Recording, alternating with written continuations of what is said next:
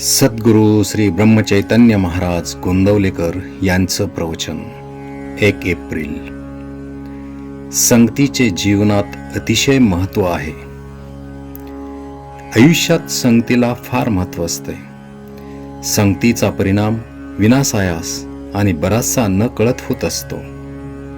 संत संगती लाभणे ही अत्यंत भाग्याची गोष्ट आहे. ती पूर्व पुण्याईमुळेच लाभते. ज्याच्याशी आपण संगत करावी त्याचे गुणधर्म आपल्याला येऊन चिकटतात हे आपण पाहतो. समजा काही लोकांनी इथे यायचे ठरविले. एकाने विचार केला की आपण पायीच जाऊ. दुसरा बैलगाडीने निघाला.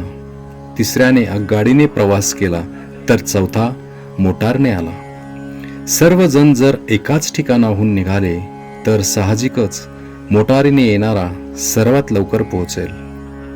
म्हणजे ज्याच्याशी संगत केली त्या वाहनाचे गुणधर्म त्याला विनासायास लाभले. संगतीची दुसरी गंमत अशी की ज्याच्या संगतीत आपण जातो त्याच्या पुढे आपले कर्तृत्व लोप पावते. इथून पुष्कळ मुले शिक्षण घेऊन पुढे कुणी वकील झाले तर कुणी डॉक्टर झाले. परत इथे आल्यावर त्यांनी इथल्या मुलींशी लग्ने केली.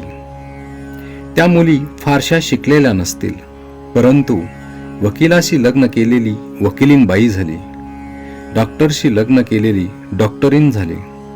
असे जर देहाच्या संगतीने सामान्य माणसाचेही गुणधर्म आपल्याला येतात तर सत्संगतीचा परिणाम किती होत असला पाहिजे. आपण तिकीट काढून गाडीत बसतो. आपल्या शेजारी कोण येऊन बसेल ते आपल्या हाती नसते. तो विडी ओढणारा असला आणि आपल्याला धूर सहन होत नसला तरी नाईलाजाने तिथेच बसावे लागते. व्यसनी किंवा विषयी माणसाची संगत ही अशी तापदायक घातक असते. उलट सत्पुरुषांची संगत ही उत्तम लाभदायी ठरते. सत्संगतीपासून सद्वासना आणि सद्विचार प्राप्त होतात. एखादा साधू बैरागी असेल, झाडाखाली बसला असेल, तो स्वतः उपाशी असेल तर त्याच्याकडे येणारी मंडळीही उपाशी राहतील.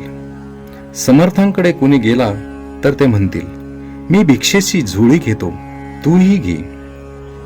दोघेही भिक्षा मागून आणू आणि जे मिळेल ते शिजवून खाऊ. पण संत गृहस्थाश्रमी असेल तर आपल्याकडे येणाऱ्याला तो वाटेल ते करून खायला घालेल. अन्नानुसार वासना बनते, म्हणून संतांघरचे अन्न मागून घेऊन खावे. संतांची देहाने संगती लाभणे सुलभ नाही. तो राहत असेल तिथून आपण लांब राहत असू आणि जवळ राहत असलो तरी प्रपंच कामधंद्यामुळे 24 तासात त्याच्या सानिध्यात कितीसे राहता येणार. मग देहसंगतीचा लाभ कितीसा मिळेल.